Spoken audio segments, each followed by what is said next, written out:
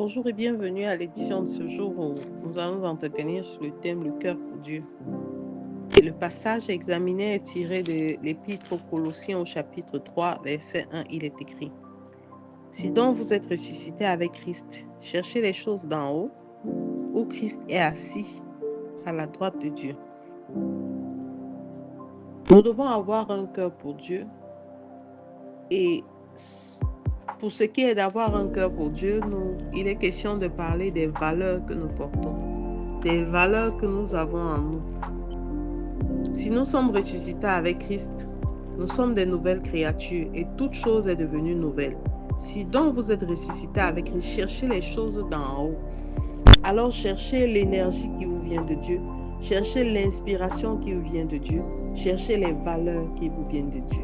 Parce que en tant qu'enfants de Dieu, nous développons des aptitudes, nous avons des visions et nous allons la plupart du temps dans tous les sens en nous demandant quelle est la voie que Dieu a vraiment pour nous. Nous devons apprendre à aligner nos désirs sur ce que Dieu veut. Ça n'exclut pas le fait d'être prospère, le fait d'être joyeux. La plupart du temps, les gens pensent que être enfant de Dieu se résume à prier, à prendre la parole de Dieu, étudier la parole. Toutes ces actions sont positives, oui. Mais ce qu'il faut davantage, c'est avoir une attitude d'un croyant qui marche réellement selon ce qui est écrit. Avoir cette attitude et réellement s'abandonner à Dieu. Ce n'est pas par des actes factuels, mais par un mode de vie qui devient votre manière d'être. Un croyant peut tout aussi bien être satisfait, avoir des biens matériels, ce qui est une très bonne chose parce que notre Dieu, le Dieu que nous servons est le maître de l'univers. C'est à lui qu'appartient l'or et l'argent. Donc, ce n'est pas une mauvaise chose d'être prospère. Mais tu peux être prospère et encore être vide. Nous avons eu des témoignages de certaines personnes qui étaient prospères, mais qui ressentaient un besoin de retrouver quelque chose en eux qu'ils n'avaient pas par le passé. Et c'était la présence de Dieu. Tu peux être satisfait de tes biens matériels, mais encore avoir un grand désir pour Dieu. Et ce grand désir pour Dieu t'amènera à faire des actes, poser des actes qui vont honorer le Seigneur, qui vont le glorifier, qui vont manifester sa gloire au travers de toi. Beaucoup ne viendront pas au Seigneur parce qu'ils vous auront vu riche. Beaucoup ne viendront pas au Seigneur parce qu'ils vous ont entendu parler de la parole. Mais certains viendront au Seigneur parce que, comme Christ, vous leur avez donné à manger. Certains suivaient Christ, non pas pour la parole de vie, mais pour la nourriture physique qu'il leur donnait après des rencontres. Alors, un cœur pour Dieu veut dire s'aligner réellement sur les objectifs de Dieu pour notre vie.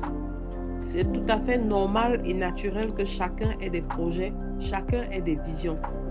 Mais certaines personnes marchent avec des projets éternellement qu'ils n'arrivent jamais à réaliser.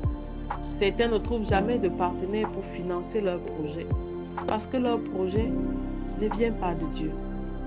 Alors ce qui n'est pas de Dieu ne trouve pas son accomplissement, quel que soit le temps que vous mettez dedans. Mais tout ce qui vient de Dieu, quel que soit le temps où vous mettez dedans, Dieu trouvera sa gloire et il glorifiera son nom dans ce projet ou dans ces visions d'une manière qui vous surprendra vous-même. Alors marchez selon la lumière que Dieu nous donne. Marchons selon son écriture et surtout ayons un cœur pour Dieu. Dans chaque chose, dans chaque acte, dans la manière dont nous traitons les plus petits ou le plus petit à côté de nous, de la manière dont nous agissons envers autrui, envers nos confrères, davantage envers nos frères et sœurs. Alors je te recommande de faire cette prière ce matin avec moi. Je ne sais pas comment tu as traité les gens tout au long de l'année, mais l'année est en train de s'écouler. Et il est temps de te demander si tu as eu le cœur pour Dieu, si tu as cherché d'abord Christ. Il est question de se demander qu'est-ce que je fais de mes priorités, quelles sont-elles? Et je te recommande de faire cette prière avec moi. Père éternel, Je veux chercher Christ d'abord. Renouvelle mes forces, Seigneur. Et mets en moi un désir ardent pour chercher tes voies dans chaque chose que j'entreprends. Au nom de Jésus-Christ, nous avons prié. Amen, amen, amen. Je suis la révérende Sonia Antoinette. Je vous souhaite de passer une excellente semaine et je souhaite que cette recherche du cœur de Dieu nous anime jusqu'à la fin de cette année. Shalom.